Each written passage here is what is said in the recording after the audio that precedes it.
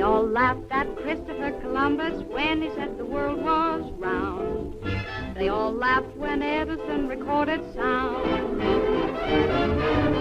They all laughed at Wilbur and his brother when they said that man could fly.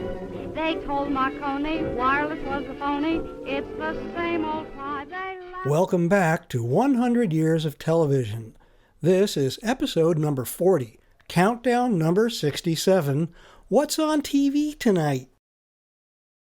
For 100 weeks that started in October 2025, this podcast is going to recall the top 100 milestones in the first 100 years of television and video.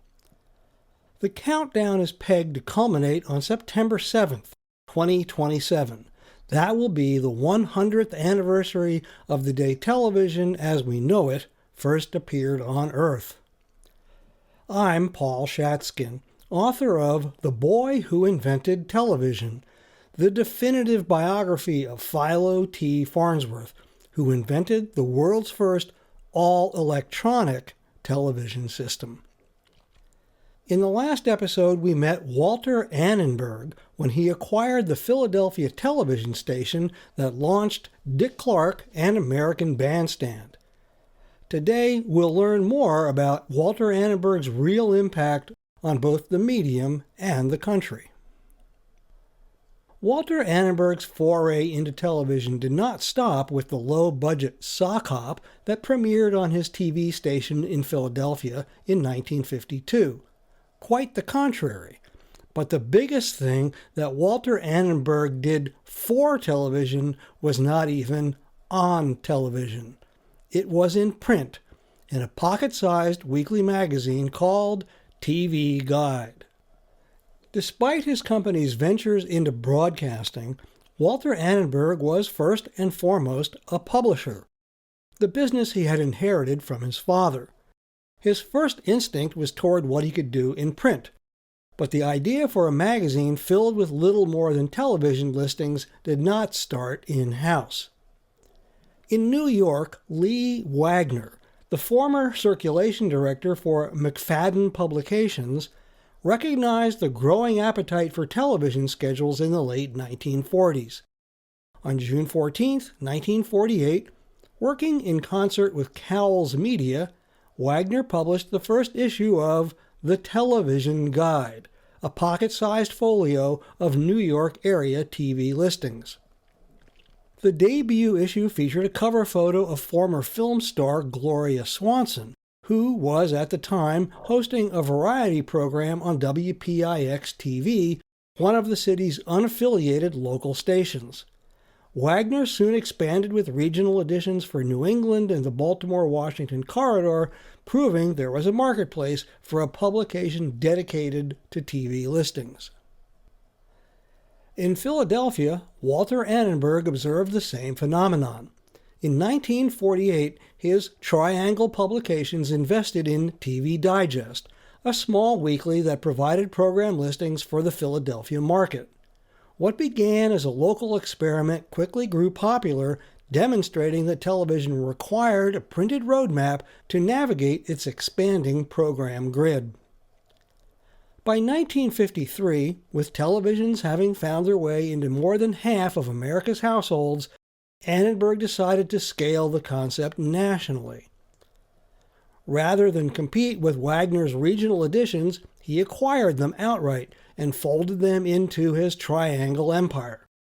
Both Wagner and Annenberg had proven that the concept worked in a few markets, but Annenberg had the capital and marketing savvy to create a single national publication with countless regional editions.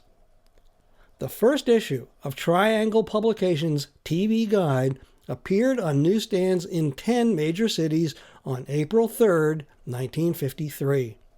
On its cover, 1.5 million readers were treated to a close-up photo of newly born Desi Arnaz Jr. Television had become such an intimate thread in the cultural fabric that all of America was invited to gush over a sitcom couple's actual baby.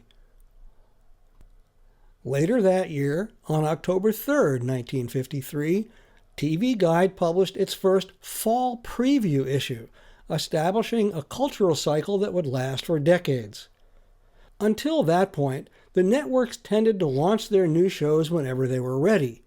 TV Guide helped establish the annual ritual of launching a whole new season of programs every autumn. Advertisers and networks seized on the fall preview as an opportunity to promote both new and returning shows.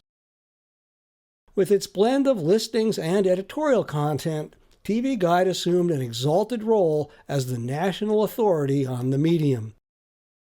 Over the years that followed, TV Guide expanded market by market, tailoring each edition to local channel lineups.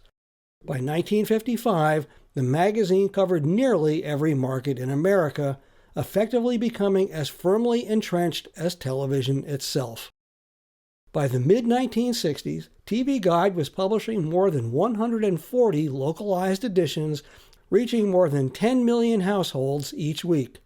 By the mid-1970s, its circulation climbed to nearly 20 million.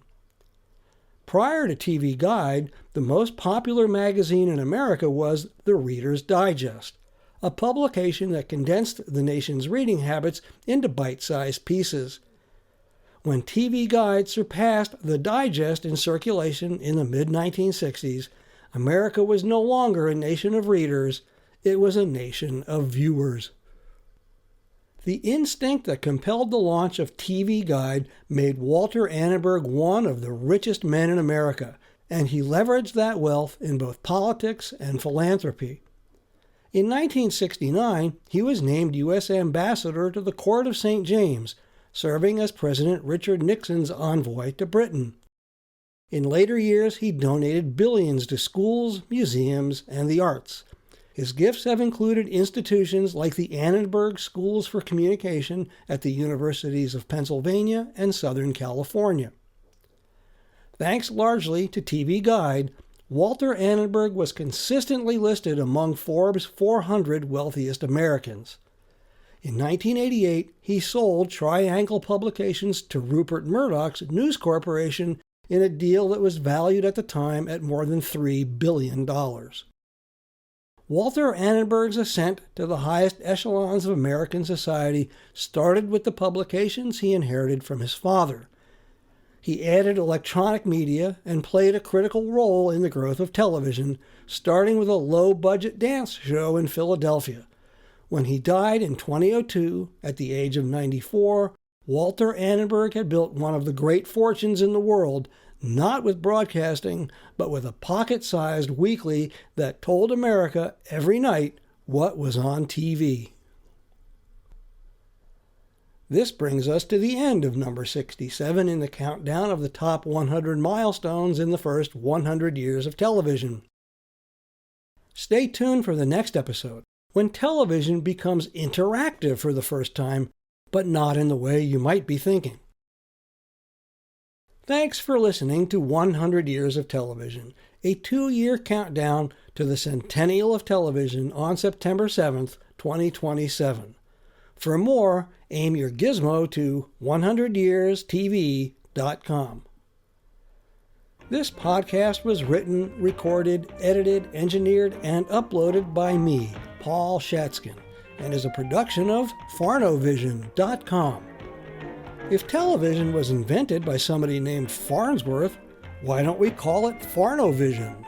They all said we never would be happy. They laughed at us and how. But